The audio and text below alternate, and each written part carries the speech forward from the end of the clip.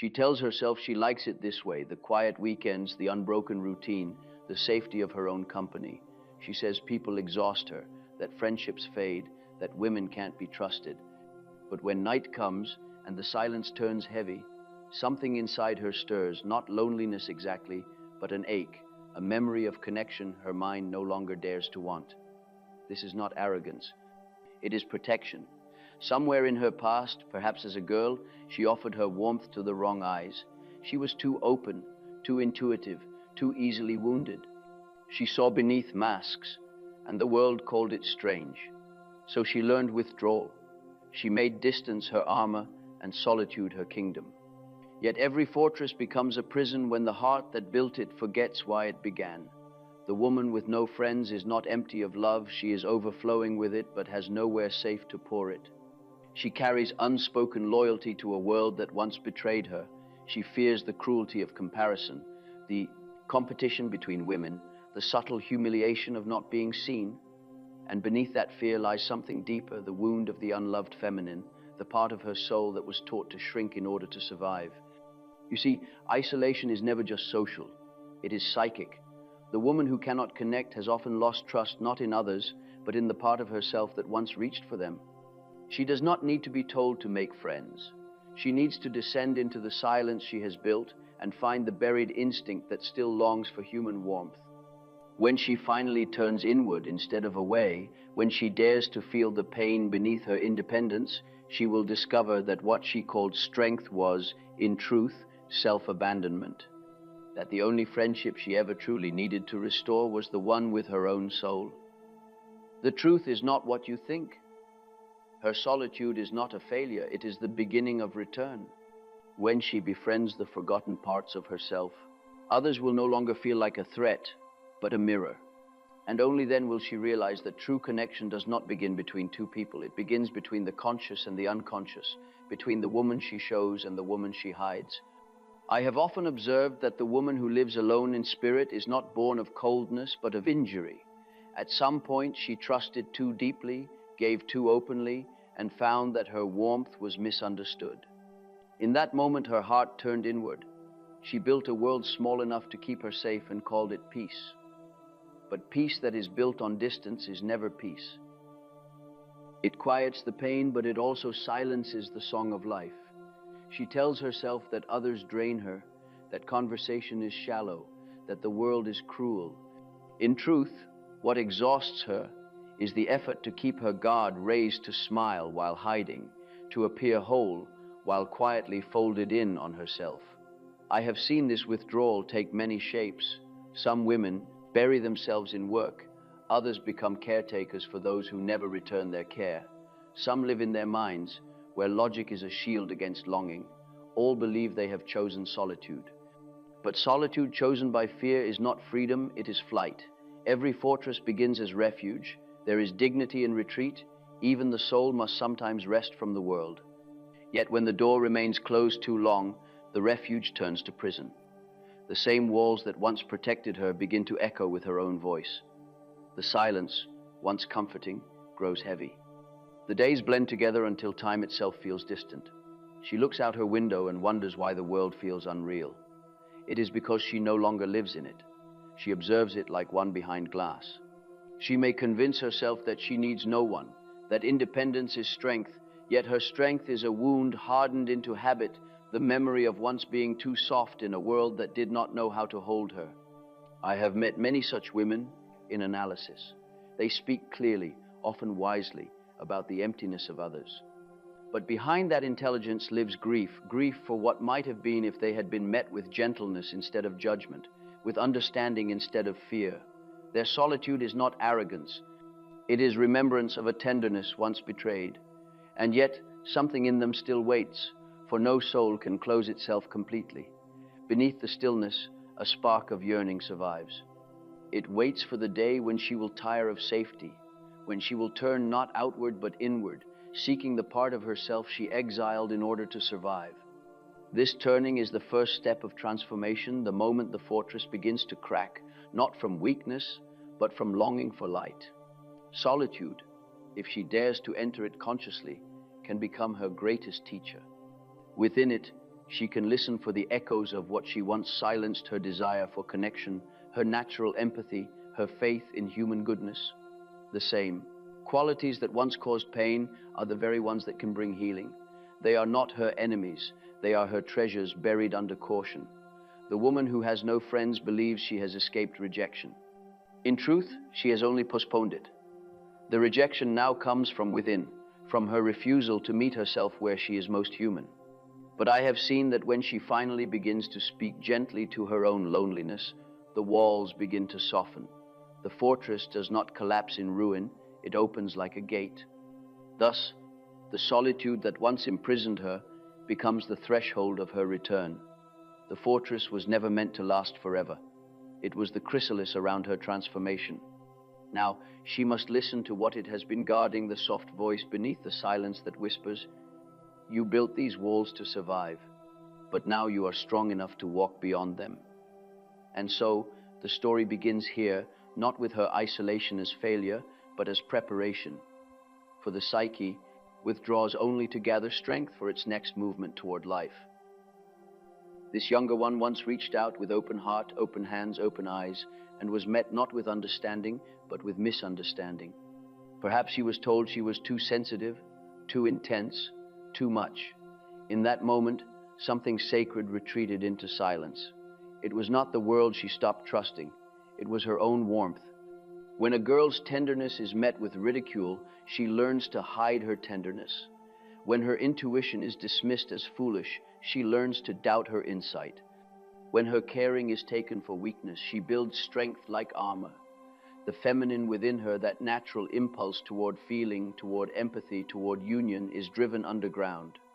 She begins to live by intellect instead of instinct, by control instead of trust. This wound is ancient. It is not only personal, it is collective. For centuries, the feminine soul has been told to serve, not to speak, to nurture, not to know. In every culture, in every age, the same message repeats. Emotion is chaos, reason is order, woman is the body, man is the mind. And so, she learns to value what the world rewards: discipline, composure, independence, and to bury what the soul requires: softness, surrender, and connection. I have seen this repression appear in dreams. The dreamer stands in a barren garden, holding a cup that has long been empty. Beneath the soil, unseen, something still breathes: a buried root, a forgotten spring. The psyche shows what life has forgotten, that the unloved feminine is not dead, only dormant.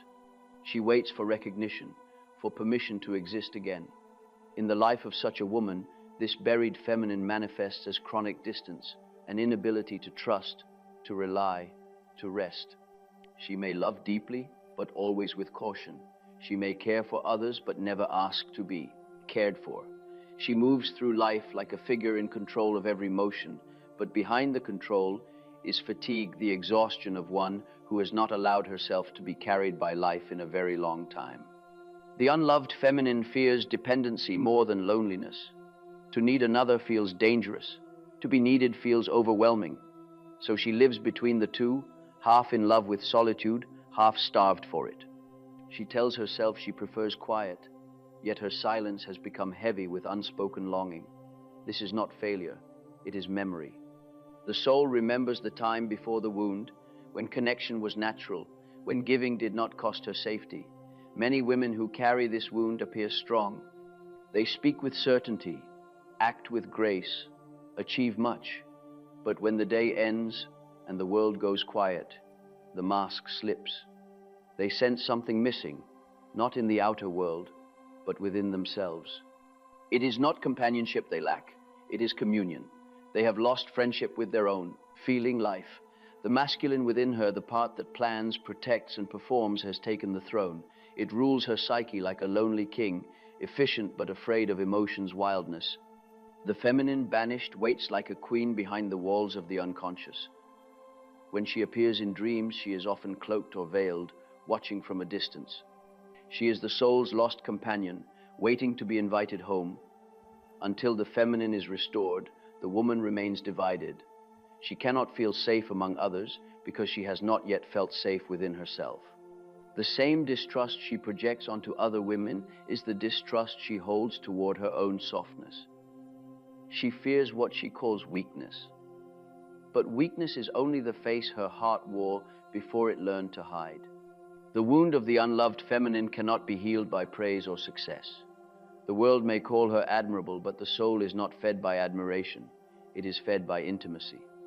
She must learn again to listen inwardly, to the quiet emotions she silenced long ago, anger that was never spoken, grief that was never wept, joy that was never allowed. These are the voices of the inner feminine calling to be felt. Often this call arrives in strange ways, through weariness that no rest cures, through a dream that stirs forgotten tenderness, through tears that appear without cause. The ego interprets these as weakness, but they are signs of life returning. The unloved feminine does not come as storm, she returns as thaw. What was frozen begins to melt. There is a moment in every healing when the woman realizes that what she has feared most feeling is the very path to wholeness. To weep is not to fail, to need is not to regress, to soften is not to lose power. It is the rediscovery of the ancient balance, that strength and vulnerability are not opposites, but partners. The river is powerful because it moves. I have said that the soul speaks through symbols. The unloved feminine appears in symbols of water, moon, music, and birth. When these begin to reappear in her life, she is being called to remember. She will find herself drawn to gentleness, to quiet company, to nature, to beauty that asks nothing of her. These are not escapes. They are invitations, reminders that the feminine heals not by striving, but by allowing. Yet this remembering brings pain, for to open the heart is to feel again what was once unbearable. Old memories surface, betrayal, humiliation, moments when trust was punished. These must be faced without judgment. They are not proof of her weakness, but evidence of her depth. The wound becomes wisdom when it is looked upon without shame. When she begins to honor what she once hid, her feeling, her empathy, her longing, something miraculous happens. The feminine within stirs. The inner woman steps from the shadows. The soul, once silenced, begins to sing. Her loneliness no longer feels like failure. It feels like space, a sacred emptiness, where new life can grow. The unloved feminine does not ask to be worshipped. She asks to be welcomed. She does not seek grandeur. She seeks belonging. When a woman finally allows this part of herself to speak, she begins to reclaim what was lost, her instinct for connection, her natural trust in the rhythms of life, her ability to give and receive without fear. This is the turning point. The woman who has no friends begins to see that her isolation was never punishment. It was protection, the psyche's way of guarding the unloved feminine until she could be met with gentleness again. Now that she is ready to listen, the healing can begin. The next task will not be to seek others, but to look at the world that mirrors her own hidden image, the faces of other women. The woman who walks alone often believes that she has nothing in common with other women. She sees their laughter as shallow, their closeness as false. She tells herself she prefers solitude because others drain her. Yet beneath these judgments lies a truth she cannot yet name. Every woman she resents or avoids reflects something of herself, something she has buried, denied, or forgotten. The psyche speaks in mirrors. What we reject outside is what we fear inside. Thus, when she looks upon other women and feels irritation, envy, or distance, she is being shown the lost fragments of her own feminine soul. The friend she could not trust, the sister who betrayed her, the rival who seemed freer or more desired, all are messengers, carrying back to her what she left behind. I have seen this in dreams countless times. The dreamer meets another woman, strange, beautiful, sometimes hostile. She feels threatened, yet drawn to her. The figure shifts between friend and foe, shadow and light. When we explore the dream, it becomes clear that the mysterious woman is the dreamer herself, the part that longs to live again, yet has been locked away behind pride and caution. In waking life, this inner reflection appears as comparison. She walks into a room and measures herself against others without knowing why. One woman's ease makes her uneasy, another's vulnerability makes her impatient. But comparison is not truly about others, It is about relationship to one's own unlived possibilities. The woman who irritates her may represent the part of her that still wishes to dance, to speak, to risk affection. The one she pities may embody her own hidden innocence. There is a moment in every healing when projection must be withdrawn, when the images we cast upon others must be taken back as parts of our own soul. This is the most difficult act of maturity. It requires honesty, humility, and courage, for it means admitting that what we despise in others is not foreign to us, but forgotten within us. When she says, "I cannot trust women," she really means, "I cannot trust the feminine within myself." For the feminine, that instinct for closeness, softness, and care was once betrayed, and she has not yet forgiven it. To reconnect with it, she must face her memories of hurt and her fear of being small. Only then can she look upon another woman without armor. The friendship between women has always carried deep archetypal meaning. In ancient myths, the feminine was never whole alone. She appeared in pairs: Demeter and Persephone, Inanna and Ereshkigal, Artemis and her nymphs. Through reflection, one woman mirrored the other's journey. The descent into the underworld was never faced without a companion.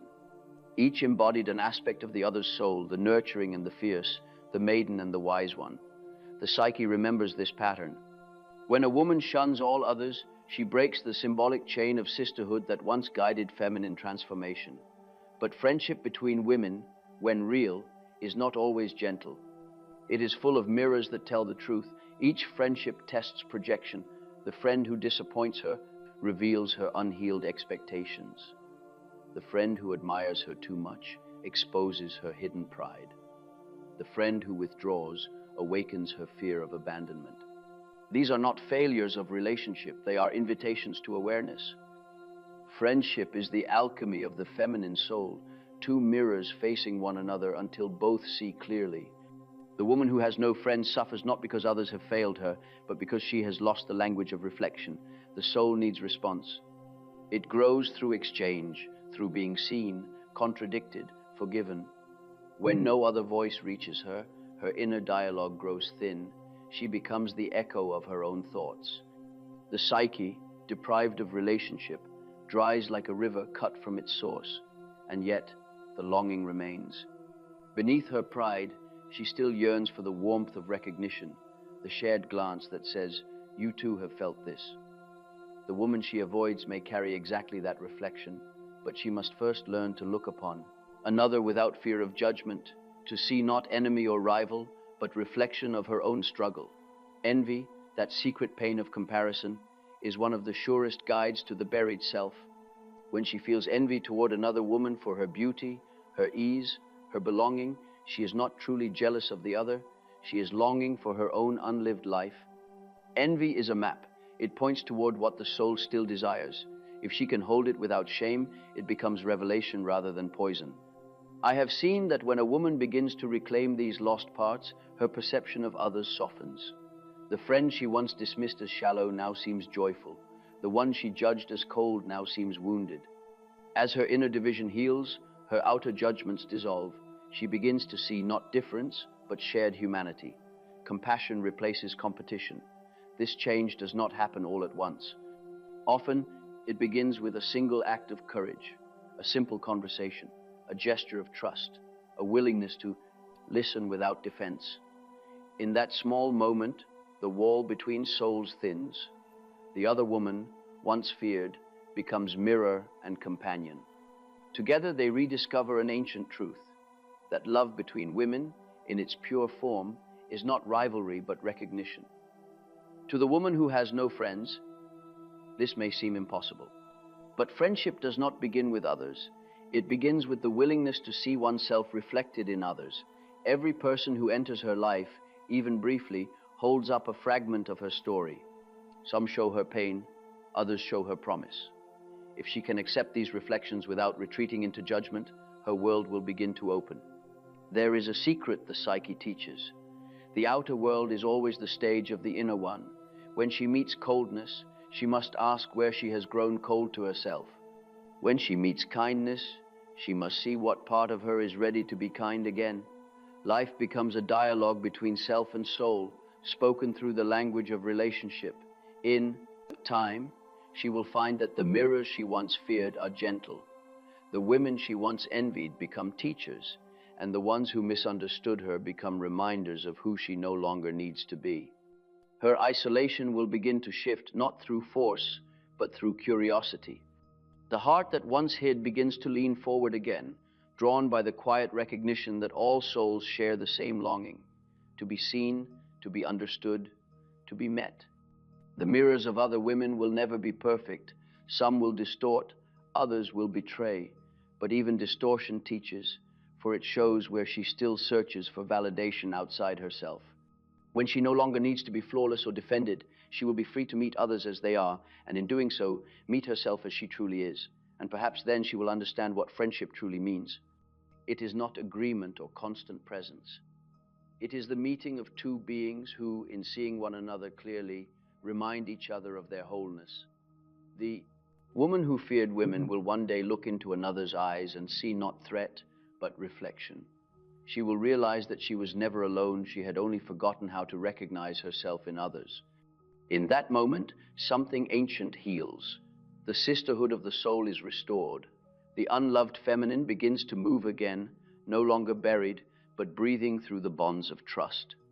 The woman with no friends begins to remember that every face she meets is a message from her own forgotten depths, and slowly her reflection becomes her redemption. Every woman who isolates herself believes she does so to stay safe. Yet behind her control, a shadow waits the silent presence of all that she has exiled in the name of safety. I have long observed that whatever we suppress in the service of survival does not vanish. It gathers power in the dark. The woman who lives by control and composure may not realize that she is ruled by what she avoids. The shadow of the self-protective woman is not evil. It is simply the part of her that has been denied entry into consciousness. Within it live her unspoken desires, her anger, her envy, her fear of weakness, and her longing for affection. When she presents herself as composed, the shadow remembers the chaos she hides. When she prides herself on strength, the shadow holds her exhaustion. And when she calls herself independent, the shadow whispers, "I am lonely." The shadow is the double that follows her everywhere. It appears in dreams as an intruder or rival, sometimes another woman who seems freer, louder, more alive. She may resent this figure, but resentment is only recognition in disguise. The qualities she condemns are the ones she secretly misses. I have said that the shadow is like the moon. It reflects the light that consciousness refuses to see. The woman who rejects her emotions becomes haunted by them in others. She meets friends who demand attention, lovers who are unpredictable, colleagues who overstep. She calls them toxic or draining, yet they are only mirrors. The psyche sends them as reminders that what is unowned will return until it is faced. Her independence, admirable as it seems, can become tyranny. She cannot accept help because help feels like exposure. She cannot lean on anyone because dependency recalls the wounds of her youth. She confuses self-reliance with self-rejection, the refusal to let anyone touch what hurts. And so she carries everything alone, the bills, the grief, the silence.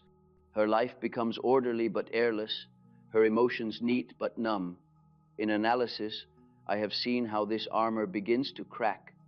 One day, without warning, she feels a surge of anger at small things, at no one in particular. She apologizes for it, afraid of her own intensity. But I tell her, anger is not sin, it is signal. It means the shadow wants to speak. It means something within has been ignored too long.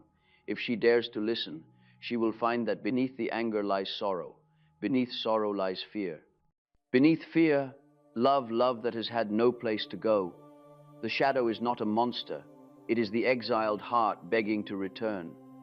The task is not to suppress it, but to invite it in. Only then can she become whole. Yet this meeting is not without danger.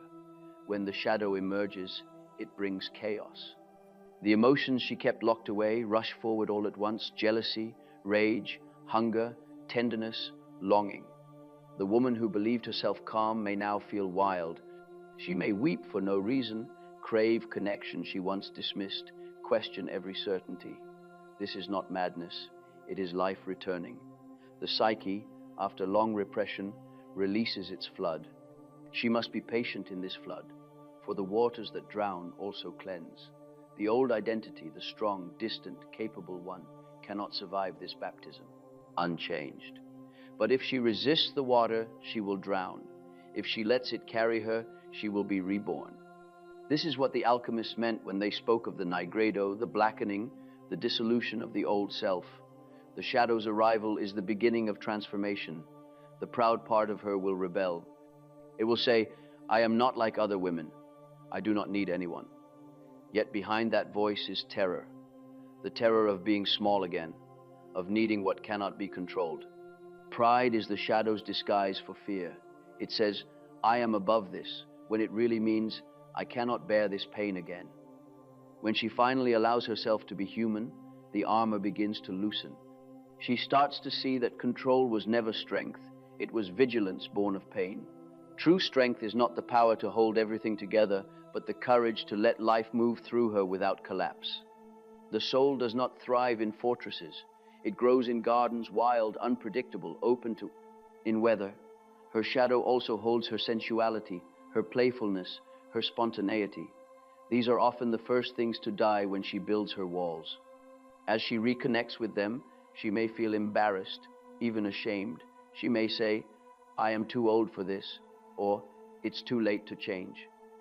But the psyche does not know time. What was suppressed at 20 can blossom at 50. The feminine soul renews itself whenever feeling is allowed to breathe again. At this stage, dreams become vivid. She may dream of dancing, of swimming, of animals once feared now approaching her with trust. These are not fantasies but symbols of integration. The instincts once buried are returning to serve consciousness. The shadow is becoming ally. The parts of her that once frightened her now bring vitality and color. Still, she must remain humble.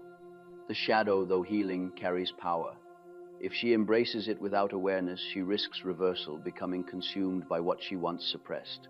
I have seen women who, after years of quiet repression, suddenly live in defiance of every boundary, mistaking rebellion for freedom. But excess is only the pendulum swing to the opposite extreme. Integration lies not in indulgence but in balance. The goal is not to destroy the self-protective woman, but to bring light to her motives. She was never evil, only afraid. She carried the child she once was, guarded her fiercely, and mistook guarding for living. Now she must learn to protect without imprisoning, to guide without controlling, to love without hiding. This is the task of consciousness, to stand between light and dark, not favoring one, but reconciling both. The woman who has met her shadow becomes luminous. Her face softens. Her words lose bitterness. She begins to laugh, not the laughter that hides unease, but the kind that comes from recognition. She can admit her mistakes without shame, her needs without apology. Others feel at ease around her because she knows. Longer performs strength. She inhabits it quietly. When she meets other women now, she no longer judges them. She recognizes their armor, their pride, their loneliness. She sees herself in them. And because she has forgiven herself, she can forgive them. This is the turning of shadow into light, the capacity to see humanity in all its contradictions and to love it anyway. In myths, the shadow is always the guardian of treasure. It stands at the gate of the underworld, frightening the hero away until he learns its secret, that what we fear holds what we seek. For the woman who walks alone, that treasure is her heart, the feeling she buried to survive. When she befriends her shadow, the gate opens. The treasure shines again, not as illusion, but as authenticity. She will still need solitude, but it will no longer be isolation. She will still need boundaries, but they will no longer be walls. Her independence will not be rebellion, but maturity. The shadow does not vanish. It walks beside her, whispering truth when pride returns. Together, they form a balance, consciousness and instinct, mind and feeling, protector and child. This is what it means to become whole. Not pure, not perfect, but real. She will realize that the darkness she feared was not her enemy, but her teacher. It taught her discernment, self-respect, and depth. Through the shadow, she has become what she once sought, a woman who belongs fully to herself, and therefore can belong again to life. And when she next feels that old loneliness stirring at night, she will know that it no longer calls her to withdraw, it calls her to return. To return to her own heart, and through it, to the great web of souls that has been waiting patiently for her reappearance. There comes a moment, after years of stillness and control, when the soul itself refuses to remain quiet. It begins as a restlessness that no routine can soothe, the feeling that the life she has built, though orderly, lacks pulse. The fortress feels too small, the silence too heavy. Something within her knocks on the walls of her solitude, asking to be let out, or perhaps asking to be let in. This is the beginning of the descent, the journey not outward into society, but downward into herself. Most people fear this descent. They mistake it for collapse, for depression, for failure. But the psyche knows what it is doing. The descent is not destruction, it is initiation. It is the movement of consciousness into the depths of the unconscious, where the forgotten life of the soul waits. To the ego, it feels like being swallowed by darkness. To the self, it feels like coming home. For the woman who has no friends, this descent is her invitation to rediscover what her solitude has been protecting. Beneath her control, beneath her pride, beneath the stories she tells herself about independence, there lies a chamber she has not entered in years. I call this place the inner room. It is where the psyche stores what could not be faced in daylight, every unspoken grief, every lost desire, every instinct once shamed into silence. At first, the inner room feels suffocating. When she closes her eyes, she sees what she has spent years avoiding, memories that sting, faces she has not forgiven, moments of tenderness she once called weakness. The air is thick with what she repressed. Her first instinct is to flee, to return to the brightness of distraction.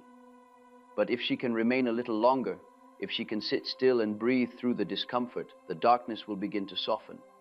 The descent requires humility. She must admit that her intellect, her logic, her discipline, all the tools that once protected her are useless here. The inner room speaks a different language. It speaks in symbols, in dreams, in feelings that cannot be measured or explained. The soul does not argue, it reveals.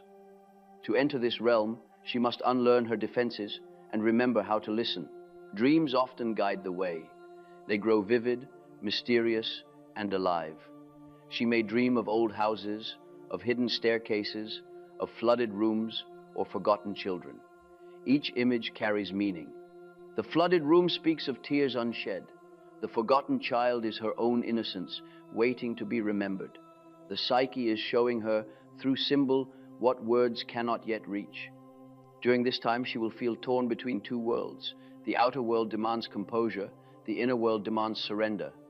She may appear quiet on the surface, yet inside she is wrestling with shadows, grief that comes in waves, longing that rises without object. This is the work of the soul, unseen by others but felt in every fiber of her being. The descent is not gentle.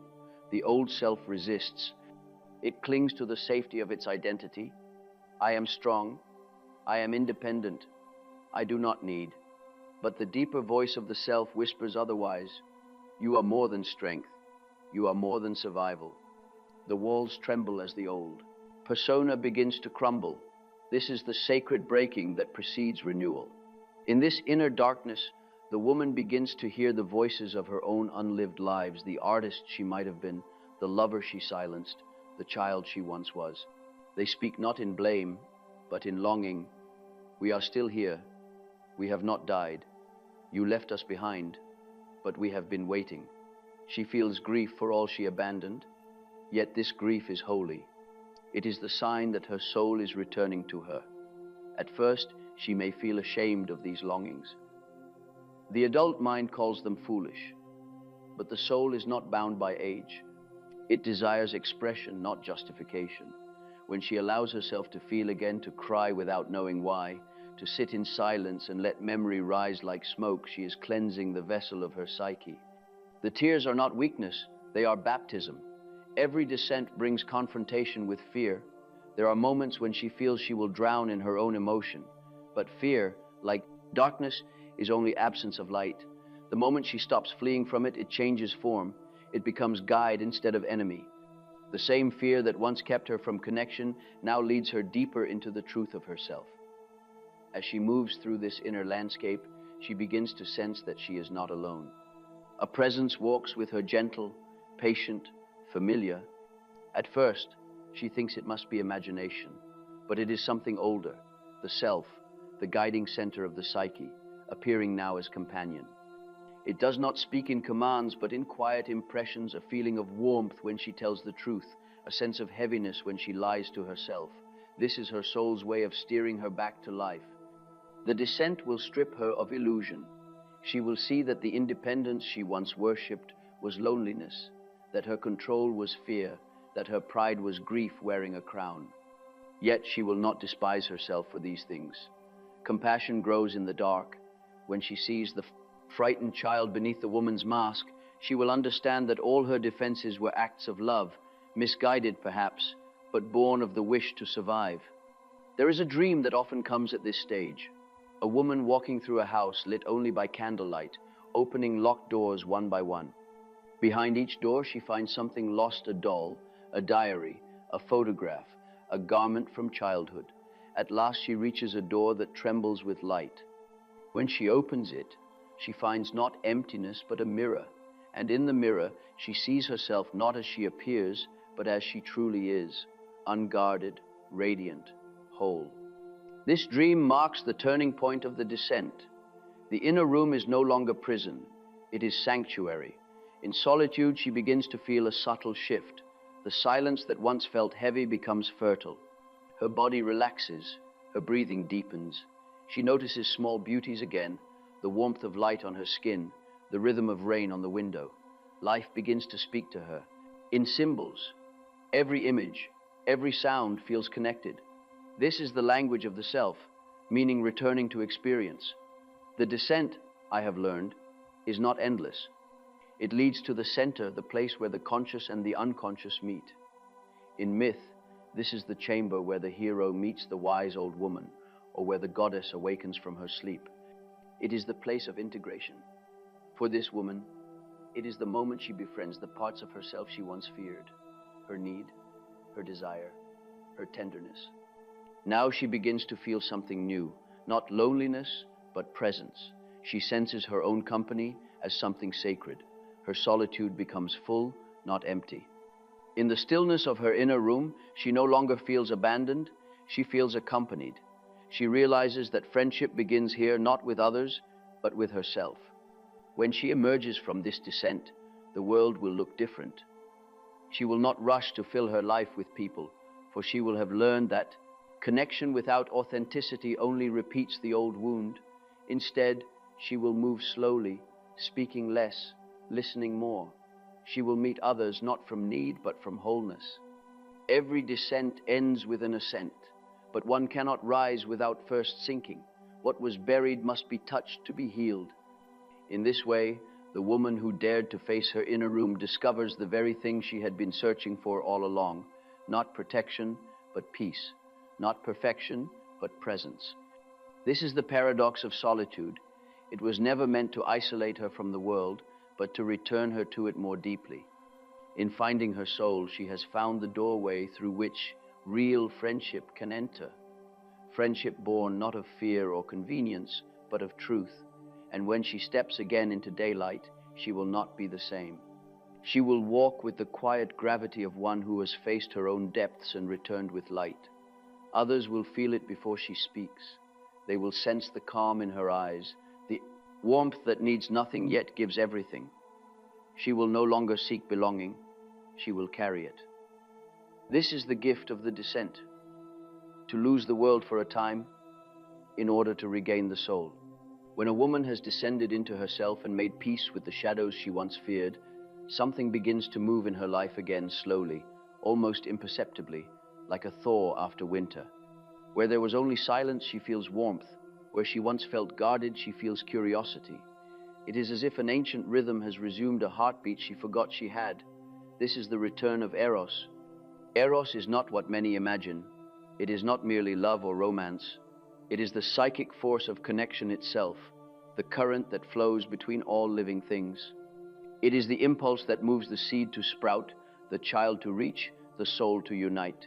When the feminine is wounded, Eros retreats. It hides behind intellect and irony, waiting for a safer time. But once she has faced her inner room, Eros stirs. It stretches, breathes, and begins its long return from exile. At first, it comes as longing not for a person, but for life itself. She feels drawn to music, to beauty, to color. She lingers on the way. Sunlight moves across the floor. She feels tenderness toward small things, the stray cat in the street, the face of an old friend, the softness of her own hands. These are not sentimental moods. They are signs that her capacity for feeling has returned. The heart that once hid is learning again to trust the world. With this awakening comes fear. She remembers what happened the last time she opened herself. The pain, the betrayal, the humiliation. Eros asks her to risk again, and her mind protests. But this time, she is different. She no longer seeks safety through control. She seeks meaning through honesty. Eros does not promise comfort, it promises aliveness. The return of Eros can be confusing. She may mistake it for restlessness, for desire to escape her solitude. But it is not escape, it is expansion. The soul, having been confined for so long, now yearns to reach outward. It does not crave company alone, it craves communion, a meeting where truth can exist without disguise. In dreams, Eros appears as warmth, light, or movement. She may dream of rivers breaking ice, of wings unfolding, of a door opening to an unexpected visitor. These are symbols of vitality returning. The psyche is telling her, life still wants you. Eros does not return as it left. It no longer seeks fusion or rescue. It seeks relationship, which means difference held in harmony. Once, she loved as one drowning, clinging to others to stay afloat. Now she loves as one who can swim, reaching not from need but from wholeness. The feminine that once feared loss now knows that love does not end in possession.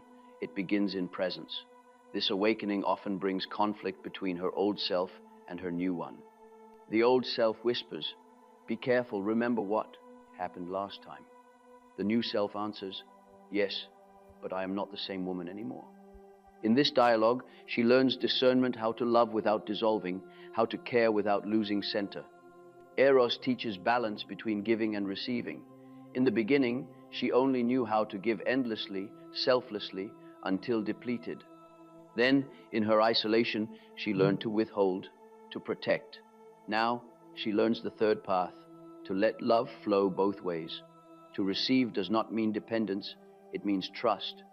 To give does not mean sacrifice, it means expression. This rediscovered energy will begin to move through all aspects of her life. She may feel inspired to create, to paint, write, garden, sing.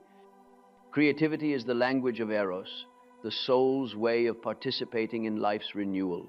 What she could not say to others, she now says through art, through gesture, through presence.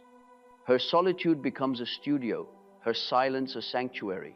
In this stage, she may also find herself drawn back toward people, not with hunger, but with quiet interest. The world feels softer now, less dangerous. When she meets someone, she listens differently. She does not scan for threat or measure worth. She listens for resonance. She senses the invisible threads that connect one life to another, threads that were always there, but which fear had made her blind to. Eros, when it returns, demands honesty. It will not let her live half-heartedly. It will expose every false relationship, every shallow comfort. She may feel a sudden disinterest in what once filled her days: gossip, small talk, pursuits of status, or distraction. This is not arrogance, it is refinement. The soul, when awake, rejects what is false, as the body rejects poison. And yet, she will not judge others. Having known her own darkness, she will recognize the wounds that shape the lives around her.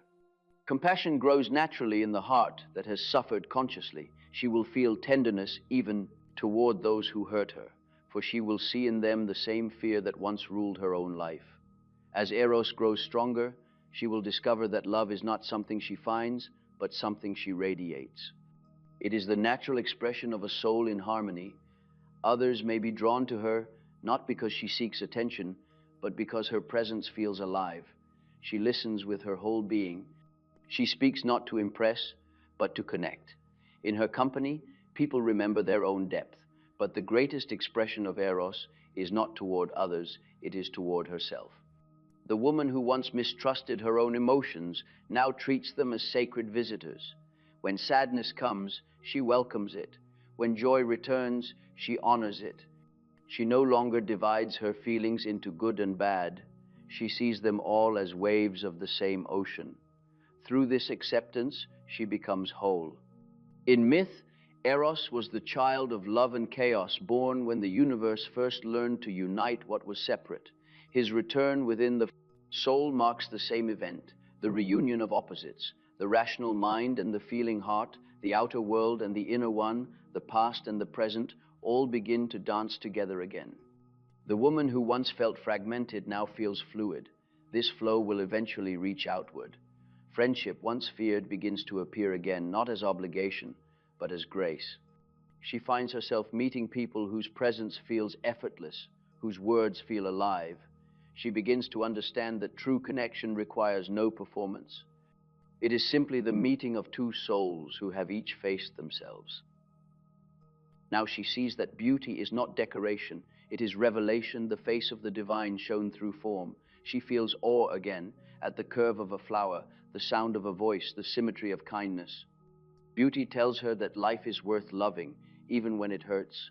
Eros, being divine energy, cannot remain static. It grows by movement, by exchange. The more she gives from authenticity, the more she receives. Her heart becomes both vessel and flame. The warmth she once guarded begins to spread naturally to others. She becomes the friend she never had, the one who listens without fixing, who understands without demanding. And still, she will have moments of fear. The old instinct to withdraw will whisper when trust deepens, but now she will recognize that voice. She will smile at it, thank it, and continue. For she knows that Eros is not a promise of safety, but of meaning, and that a meaningful life will always include vulnerability. To live with Eros is to live awake. It is to feel joy and sorrow as two notes of the same song. It is to walk through the world open-eyed, knowing that every encounter, even the briefest, carries purpose. The woman who once guarded herself from pain now greets it as part of love's wider circle. She no longer asks, "How can I avoid being hurt?" but "How can I remain open, even when I am?" And so, the current that once withdrew now flows freely again. The soul that hid now moves toward life. She is no longer the woman who has no friends. She is the woman through whom friendship is possible, because she has befriended her own soul. Eros has returned not as passion alone, but as connection, compassion, creativity, and care. It is the divine breath within her, reminding her that life is relationship, and that to love deeply is not to risk loss, but to participate in eternity. The fortress is gone. In its place stands a doorway open, illuminated, waiting for those who speak the same quiet language of the heart. When a woman has faced her loneliness, met her shadow, and allowed Eros to return, something subtle but immense begins to shift.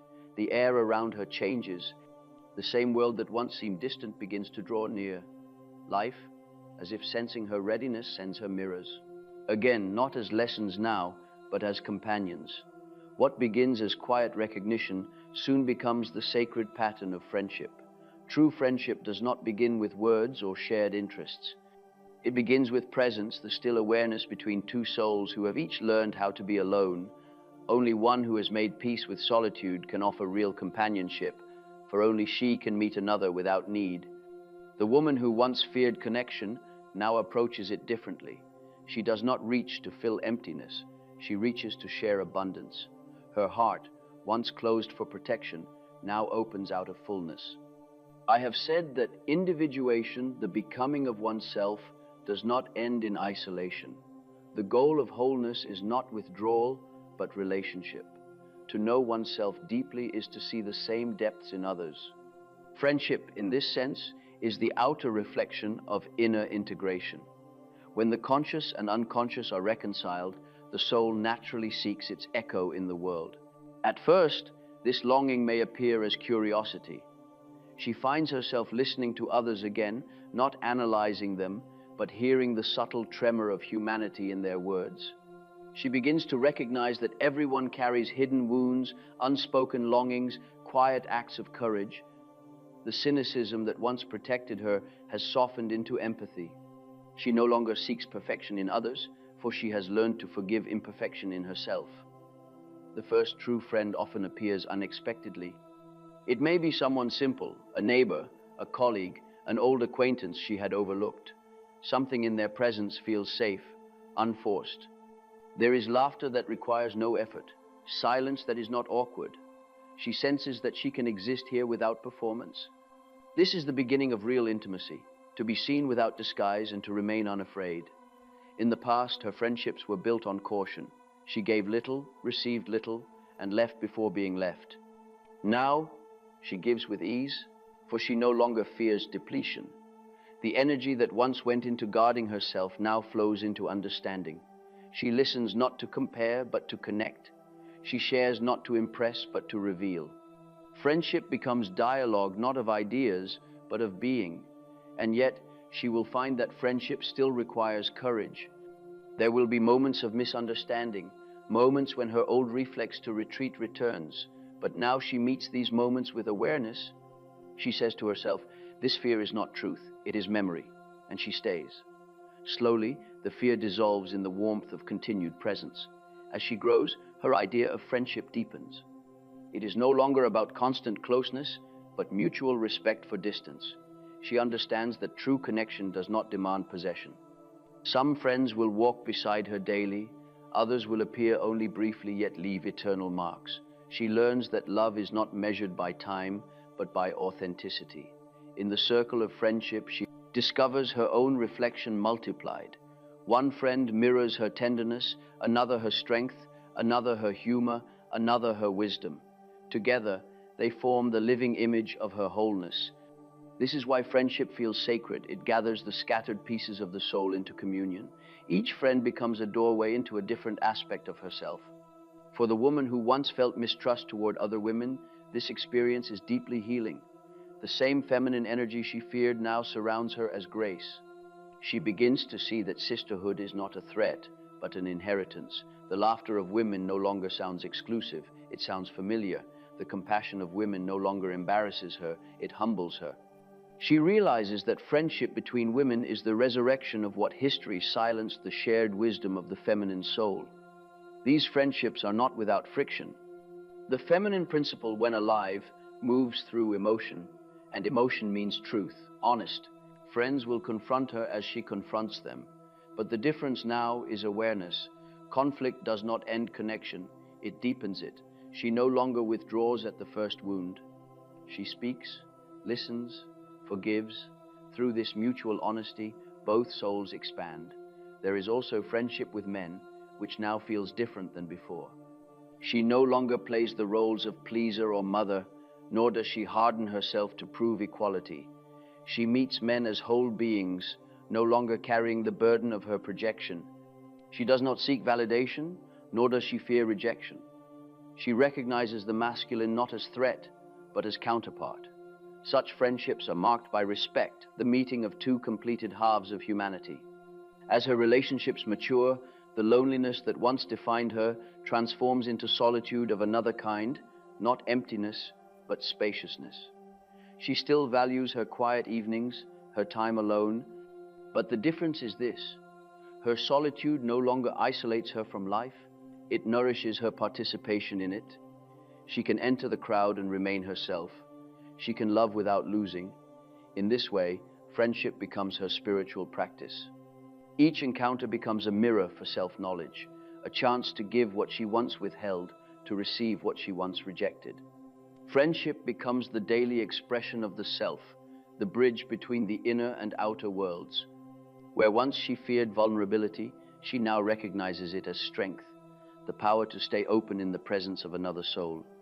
Over time, her life gathers around her like a constellation, not of many acquaintances, but of a few true companions. Their presence forms a circle, invisible yet real.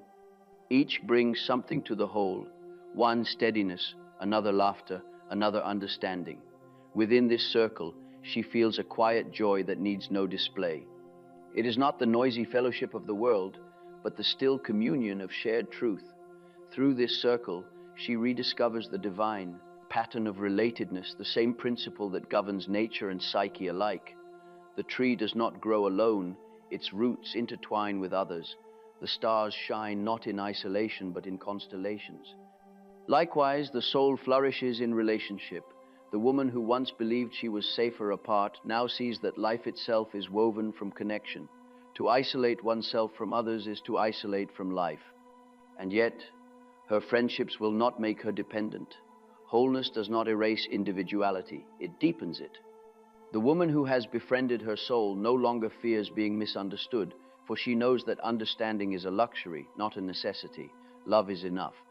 She no longer demands that others complete her. She delights that they accompany her. There will be days when old loneliness returns, whispering like wind through the door. But she will not mistake it for emptiness. She will know it as the soul's reminder that connection begins within. She will sit quietly and speak to herself as she once could not. I am here. I have not left you. And from that stillness, she will rise again, open, steady, and kind. The woman who once had no friends has become a friend to life itself. She no longer divides the world into allies and strangers. She feels kinship with everything that breathes, the people passing on the street, the birds on the wire, the wind moving through the trees. Friendship has expanded beyond human form. It has become a state of being. This, I believe, is the culmination of her transformation. The fortress of solitude has become a circle of belonging. Her heart, once fractured by fear, now radiates quiet warmth. The unloved feminine has found her home not in the approval of others, but in the realization that love was never lost, only buried. Every soul must travel this journey in its own way: withdrawal, descent, return, and union. But for this woman, the path has revealed a universal truth, that friendship is not found by seeking others, but by remembering the self that others can meet. The one who has befriended her own soul will never again be truly alone, for wherever she goes, life will recognize her as kin.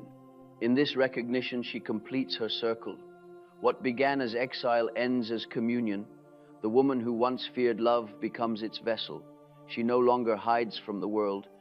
She walks among it with quiet, knowing that every encounter, every kindness, every shared silence is an echo of the same truth.